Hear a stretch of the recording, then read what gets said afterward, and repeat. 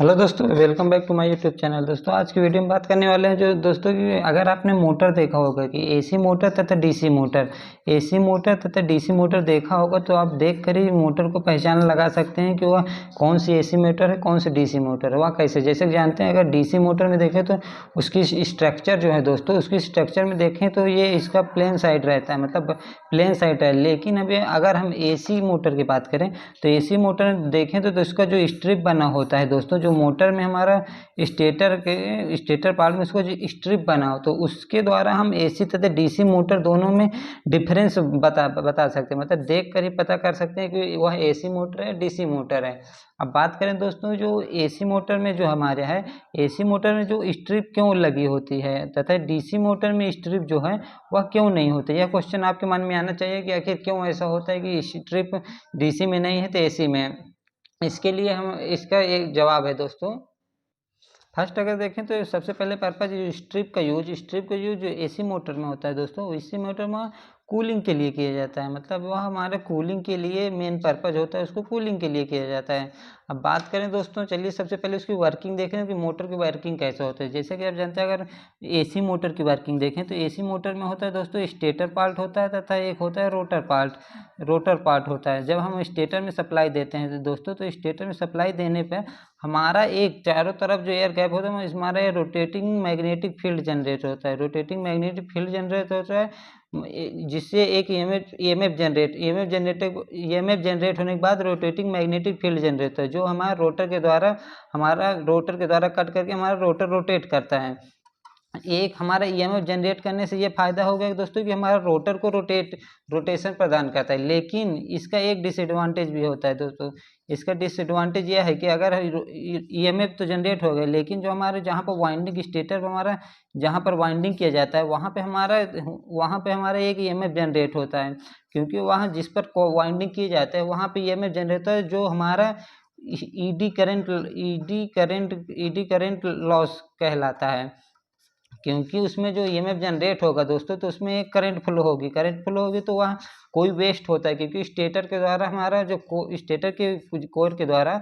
Stator में जो हमारा कोर जिस पे वाइंडिंग की जाती है उस पे हमारा फ्लो होगी करंट, तो हमारे विदाउट कोई यूज नहीं करते हैं, इसलिए वो हमारा दोस्तों उसको ईडी करंट लॉस बोलते हैं। ईडी करंट लॉस मतलब जैसे कोई भी मेटल है हमारे पास दोस्तों, मेटल या फिर कोई भी मेटेलिक पार्ट है, उसको हम किसी रोटेटिंग मैग्नेटिक फील्ड में रखेंगे, मतलब रोटेटिंग मैग्नेटिक फील्ड या फिर चेंजिंग मैग्नेटिक फील्ड बोल सकते हैं, चेंजिंग मैग्नेटिक फील्ड में रखें दोस्तों, तो उसमें एक हमारा ईएमएफ जनरेट हो जाता है, क्योंकि अगर रोटेटिंग में चेंजिंग मैग्नेटिक फील्ड में रखने पर उसमें ईएमएफ जनरेट हो जाता है, जिससे कारण तो उसमें करंट फ्लो होती है। अगर जैसे कि जानते हैं अगर करंट कहीं फ्लो हो रही है दोस्तों, तो करंट फ्लो होने पर हमारा करंट फ्लो होने के कारण पार्ट में हमारा हीट उत्पन्न होता है, हीट जनरेट होता है। इसको को कम करने के लिए दोस्तों हमारा एक फिंज टाइप का बनाया जाता है, मतलब जो फ्रेम होता है बॉडी में, वो बॉडी के फ्रेम में हमारा स्ट्रिप टाइप का बनाया जाता है। स्ट्रिप टाइप का तो बनाया जाता है, इससे ये फायदा है कि दोस्तों यह हमारा जो हीट जनरेट होगा उसको हम कूलिंग की तरह कूलिंग प्रदान करता है। अब बात करें दोस्तों कि अगर स्ट्रिप आखिर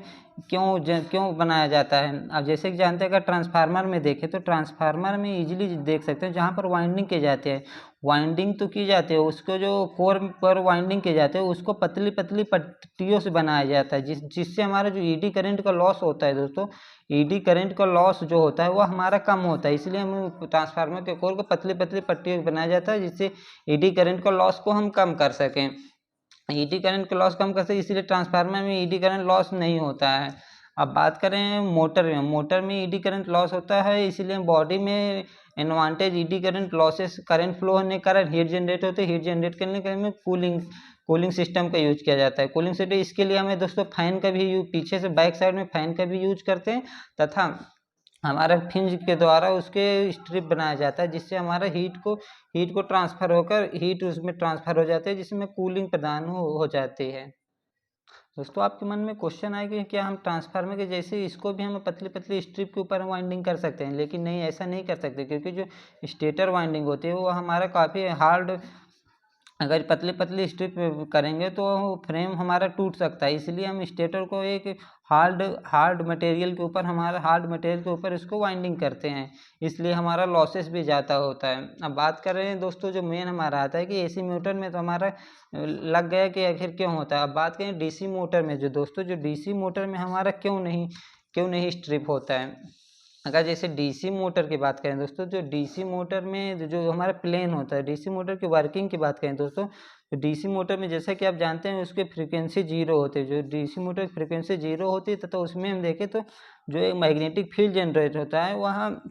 अल्टरनेटिंग नहीं होता है, क्योंकि एसी करंट जो होती है जो अल्टरनेटिंग करंट होता है, लेकिन हमारा डीसी करंट होता है जो अल्टरनेटिंग नेचर का नहीं होता है। इसलिए हमारा जो मैग्नेटिक फील्ड बनता है दोस्तों वो हमारा अल्टरनेटिंग नहीं होता है, जिससे हमारा चेंजिंग मैग्नेटिक फील्ड जनरेट नहीं होता है, जिससे हमारा कोई ईडी करंट लॉसेस नहीं होता है।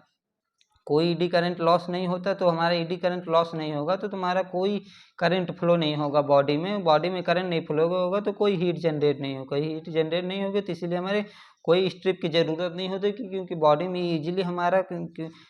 ईजिली वर्क करता रहता है। इस तरह देख सकते हैं दोस्तों कि हमारा जो एसी मोटर है तथा डीसी मोटर तो दोनों में कूलिंग स्ट्रिप क्यों लगाया जाता है, यह क्वेश्चन आपसे इंटरव्यू में इजीली पूछ लिया जाता है। यदि वीडियो आपको पसंद आए दोस्तों, अगर जानकारी आपको पूरी मिल गई तो हमारे चैनल को सब्सक्राइब कर लीजिएगा। Thank you.